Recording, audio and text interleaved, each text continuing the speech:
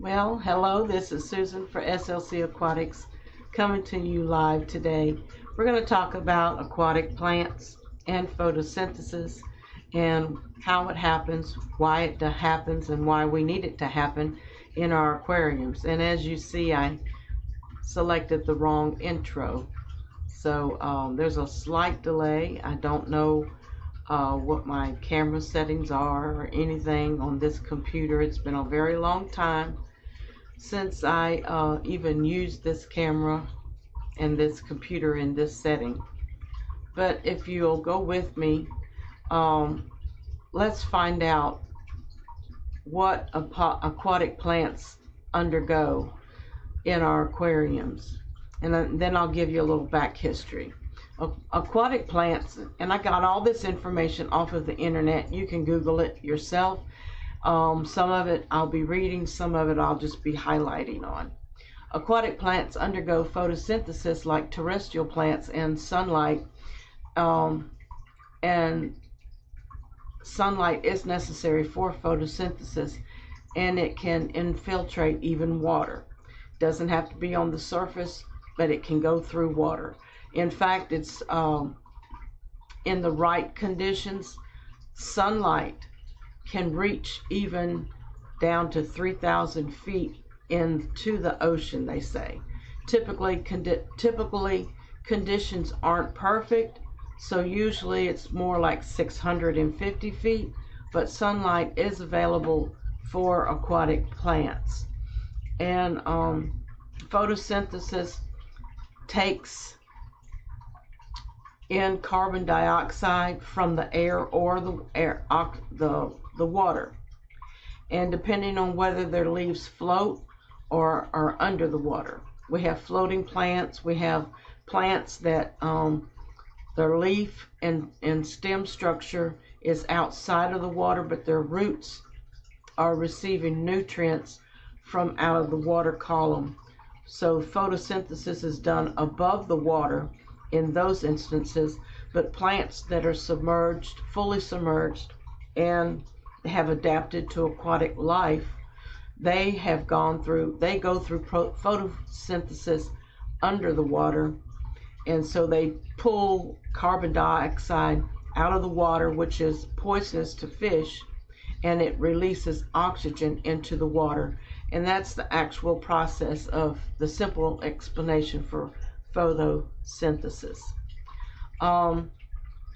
How are plants adapted to photosynthesis?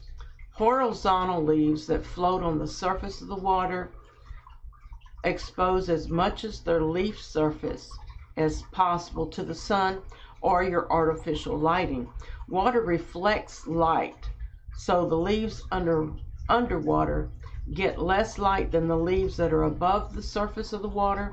Therefore, floating horizontal leaves help plants capture as much sunlight as possible for photosynthesis. The next question is, what is used by the aquatic plants in the photosynthesis process to make their food? Aquatic plants make use of dissolved carbon dioxide for photosynthesis. For example, to prepare their food. Give the required equation in the process is the question. It says, the next question is, do aquatic plants produce oxygen during photosynthesis? Earlier I said that it did. In the presence of light, the plants consume carbon dioxide, and then they produce oxygen during photosynthesis. So for an aquatic plant or even a terrestrial plant to go through photosynthesis, they consume carbon dioxide. That's their food. And so the byproduct of photosynthesis is oxygen, which we need to breathe as humans and animals. Also, in the aquarium setting underwater, the fish need oxygen. So if you don't have artificial oxidization going on, like air pumps, air bubblers, filters that are splashing the surface of the water, creating air bubbles, which has oxygen and other minerals or whatever, other elements within them. Forget elements, minerals. Anyway, oxygen and carbon dioxide are elements. So therefore, they produce oxygen in photosynthesis, which is a waste product for a plant. But in the absence of light, the fish, plants, and other organisms in an aquarium continue consuming oxygen and producing carbon dioxide, but no oxygen is produced. So therefore, if you don't have adequate artificial lighting or natural lighting within your aquarium feeding your aquatic plants, they will consume the carbon dioxide, but they won't be producing much oxygen without light. Light is needed for the exchange of those gases.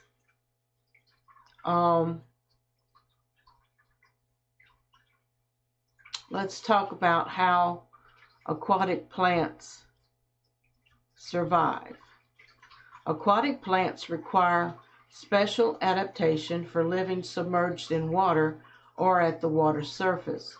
The most common adaptation is the presence of lightweight internal packing cells.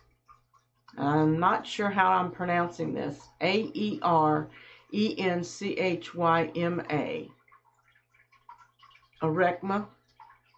Arrangement, something like that.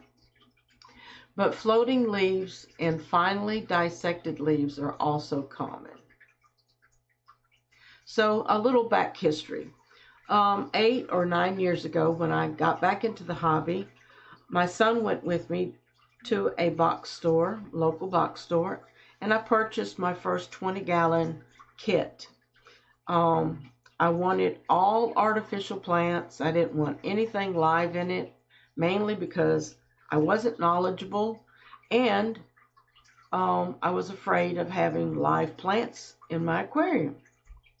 Fear due to lack of knowledge. As my son and I were loading the aquarium into my car, I was approached by a gentleman on the parking lot. He asked me if I was going to put live plants in my aquarium. And I remember I said, oh, no way, I'm using all artificial plants. And he looked at me and he smiled, and he didn't belittle me or anything like that. He just went his way. Well, as time went by, maybe 3-4 months into the hobby, I started putting some ivy, what I was taught to call variegated, now I know it's pothos, in the roots into my aquarium, and they were really growing, and the water chemistry was very healthy in my tanks. So gradually I was finding and researching how to put house plants into my aquarium. I've used spider plants, pothos. Of course, we all know from the old Siamese fighting fish setups with the vase and the peace lily roots hanging into the water. I put some of them in my, hey Matt, how you doing? So I went a different route and tried peace lilies, pothos, spider plants, and then I even ventured out into my creek and I picked some moss up, some wild Java moss, and there were some plants in my creek that were during flooding conditions, they were underwater and thriving, and then as the water levels go down, they were more above the water level, and their root systems was underwater. and I believe they were a wild geranium plant, and to me it had a very strong garlicky smell to the plant. I tried putting that plant in my aquarium submerged, and they melted. The moss grew like crazy. Those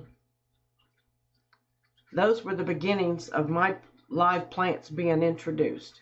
Then the next time I went to a local fish store, a mom and pop shop, I brought home some hornswort and some guppy grass, which were floating plants at the time, and I still had nothing in some planted in the substrates.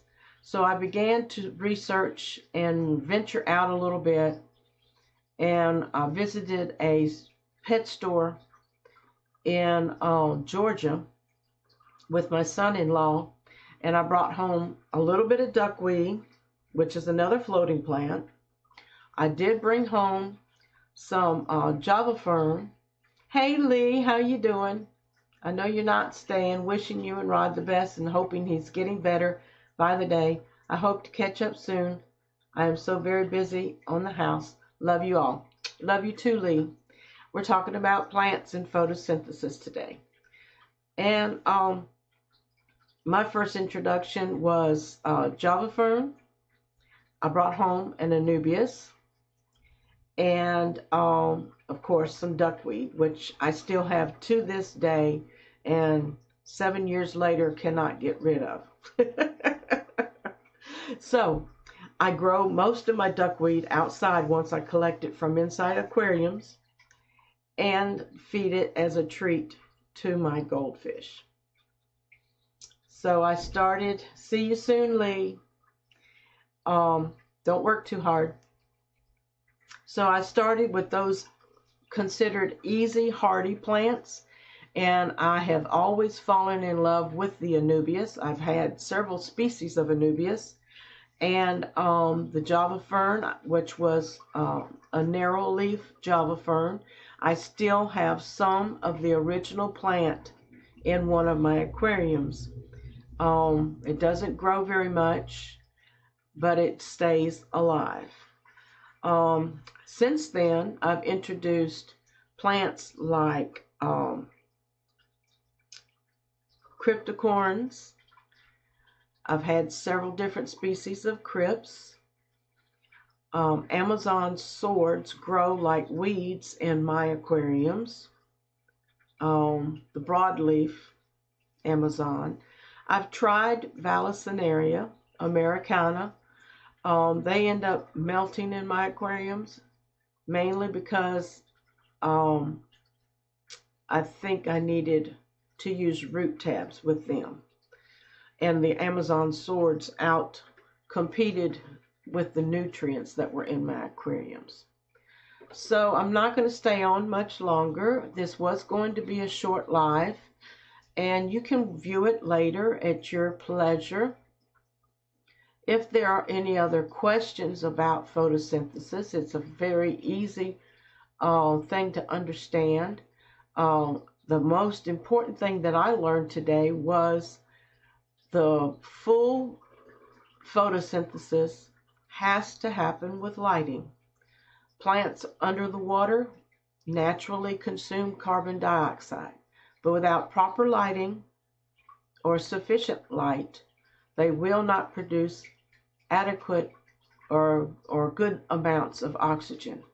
So your fish are still producing carbon dioxide. You're feeding the plants, but the plants are therefore not helping too much by giving back into the water column the oxygen that the fish need without proper lighting. Remember, proper lighting.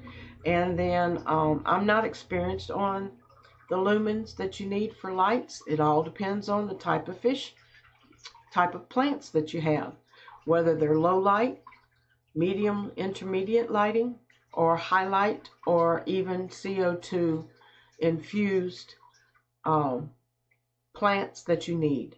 So that takes a little bit more research, and maybe on another live stream I'll be able to answer some of those questions.